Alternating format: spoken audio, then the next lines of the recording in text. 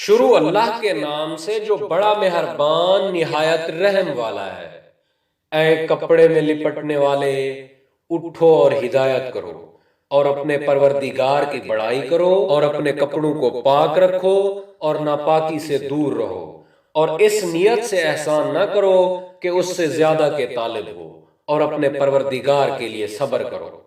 جب سور پھونکا جائے گا وہ دن کا مشکل دن ہوگا، یعنی کافروں پر آسان نہ ہوگا۔ ہمیں اس شخص سے سمجھ لینے دو جس کو ہم نے اکیلا پیدا کیا اور مال کثیر دیا، اور ہر وقت اس کے پاس حاضر رہنے والے بیٹے دیے اور ہر طرح کے سامان میں وسعت دی۔ ابھی خواہش رکھتا ہے کہ اور زیادہ دیں، ایسا ہرگز نہیں ہوگا۔ یہ ہماری آیتوں کا دشمن رہا ہے، ہم اسے سخت چڑھائی چڑھائیں گے۔ اس نے فکر کیا اور تجویز کی، یہ مارا جائے اس نے کیسی تجویز کی، پھر یہ مارا جائے اس نے کیسی تجویز کی، پھر تامل کیا، پھر تیوری چڑھائی اور منہ بگاڑ لیا، پھر پشت پھیر کر چلا اور قبول حق سے غرور کیا، پھر کہنے لگا کہ یہ تو جادو ہے جو اگلوں سے منتقل ہوتا آیا ہے، پھر بولا یہ خدا کا کلام نہیں بلکہ بشر کا کلام ہے، ہم ان قریب اس کو سقر میں داخل کریں گے۔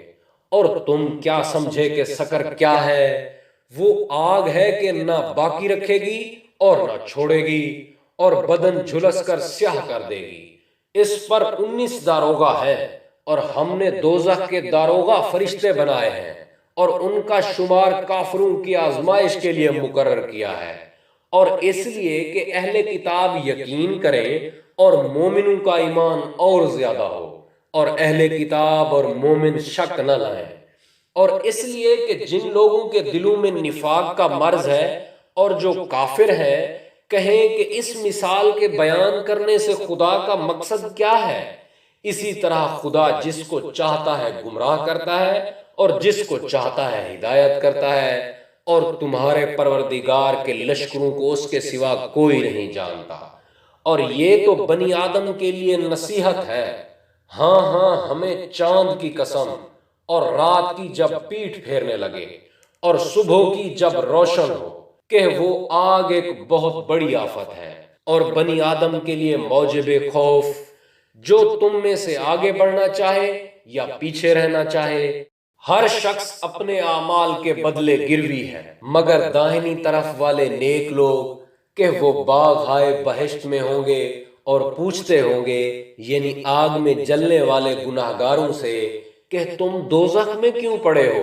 وہ جواب دیں گے کہ ہم نماز نہیں پڑھتے تھے اور نہ فقیروں کو کھانا کھلاتے تھے، اور اہل باطل کے ساتھ مل کر حق سے انکار کرتے تھے اور روز جزا کو جھٹلاتے تھے، یہاں تک کہ ہمیں موت آ گئی۔ تو اس حال میں سفارش کرنے والوں کی سفارش ان کے حق میں کچھ فائدہ نہ دے گی۔ ان کو کیا ہوا ہے کہ نصیحت سے روح گرداں ہو رہے ہیں، گویا گدھے ہیں کہ بدک جاتے ہیں، یعنی شیر سے ڈر کر بھاگ جاتے ہیں۔